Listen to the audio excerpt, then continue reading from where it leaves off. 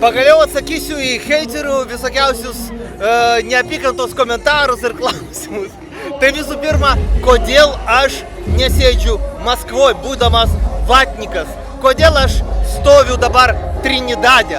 Todėl, kad mes Trinidade švenčiame nepriklausomybę Trinidado, todėl aš iš čia dabar jau pašauksiu. Ten į vidų negalėsiu filmuoti, nes ten nesigirdės mano garso. Visiškai nesuprantu, kaip ten galima bendrauti. Labai linksma. Nepriklausomybė, laisvė Trinidado. Todėl aš nesėdžiu Maskvoje. Todėl aš nesėdžiu Maskvoje. Nenoriu. Aš labai myliu Maskvą, bet nenoriu. Kur noriu, ten ir sėdžiu. Pavyzdžiui, šiuo metu man įdomiau Trinidade. O kai bus įdomiau Maskvoje, būsiu Maskvoje. Aš iš tikrųjų esu Rusijoje registruotas advokatas, bet jau 5 metus nebuvau Rusijoje ir artimiausiu metu neplanuoju, dėl to, kad planuoju kitur.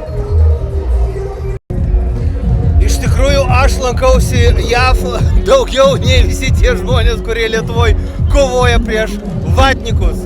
Taip yra, kad vatnikai dažniau lankosi JAV nei tie, kurie nepalaiko vatnikų. Nes, kaip mes prisimenam, aš mokiausi ir Harvardo universitete, ir New Yorko Kolumbijos universitete, ir netgi Majamio žydų mokykloje.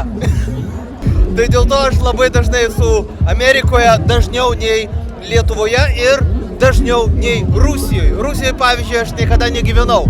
Aš tik tai atvažiavau, užsiregistravau advokatų, gavau pinigus ir nuvažiavau kenkt Lietuvai po visą pasaulį, iš viso pasaulio. Na ir be abejo tas faktas, kad jo ekscelencija Baltarusijos prezidentas Aleksandras Lukašenka suteikė man politinį prieglobstį, leidžia man keliauti po pasaulį. Lukašenka išdavė man tą politinį prieglobstį ir vadinasi, niekur pasaulyje manęs negali sulaikyti Interpolas pagal Lietuvos užklausą. Aš galiu keliauti į Ameriką, į Trinidadą, kaip dabar, o rytoj aš skrisiu dar kažkur ir niekur manęs negalės sulaikyti Lietuvos policija. Ir būtent todėl aš esu dėkingas jo ekscelencijai Aleksandrui Lukašenkai už šitą suteiktą galimybę nesėdėti Rusijoje, kaip iš manęs norėtų Lietuvos visokiausi konservatnikai, sakykim taip. Man labai iš tikrųjų patinka nesėdėti Rusijoje, o keliauti po pasaulį.